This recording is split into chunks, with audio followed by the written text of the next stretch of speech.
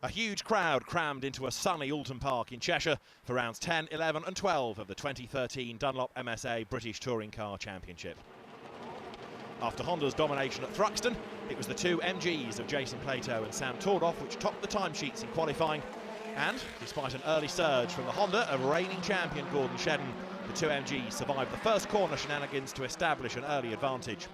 While the race at the front settled down with Plato leading Tordoff and Shedden, there was plenty of exciting action behind. A smoky Honda of Andrew Jordan battled its way past the Toyota of Dave Newsham to grab fourth. Further back, Tom Onslow Cole's Volkswagen Passat survived a massive moment at the super scary Druids corner, while Colin Turkington's BMW battled its way through the midfield to finish fifth ahead of series leader Matt Neal. At the checkered flag, though, it was Plato who led home a first ever 1-2 for MGs run by 888, getting his title challenge back on track with his first win since the opening rounds at Brands Hatch back at Easter. Plato and Tordoff again set the pace in the second of the day's three races, but it wasn't to be another double for MG, as first Shedden, then Turkington, and finally Neal slipped past Tordoff, whose race unravelled after a clash with Matt Jackson's Ford Focus. Up front, however, Plato made it 2 out of 2 with his 78th British Touring Car Championship win, and with the victory retook the championship lead from Matt Neal. Race 3 was a real cracker. With the top 10 finishers from race 2 reversed on the grid, it was the fast-starting Audi of Rob Austin that grabbed the lead as the lights went out, with Jeff Smith's Honda in hot pursuit. Austin bravely fended off Smith as Plato's dreams of a third win went up in smoke.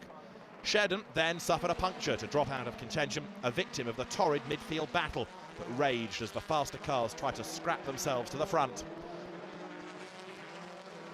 Eventually, Smith passed Austin, as did the hard-charging Jordan, Turkington, Adam Morgan and Neal. With just a handful of laps remaining, the two Pertec Hondas seemed on target for their own 1-2. But then Smith got it all wrong, letting Jordan and his pursuers through. So, after a frenetic race, victory went to Jordan from Turkington and Morgan, who just managed to fend off Neal for the final spot on the podium. When the dust settled, Louise caught up with Andrew Jordan.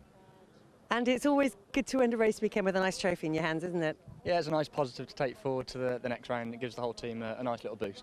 Looking forward to Croft, what are your thoughts going into that race? I love racing at Croft. You know, the locals always come out in great numbers and offer us some great support, and it's a very fast circuit, very challenging, but equally with some very tight, twisty sections through the last sector. So it's challenging for a driver, it makes for good racing, and the last hairpin always makes for some touring car moves. What's the biggest challenge that you face there?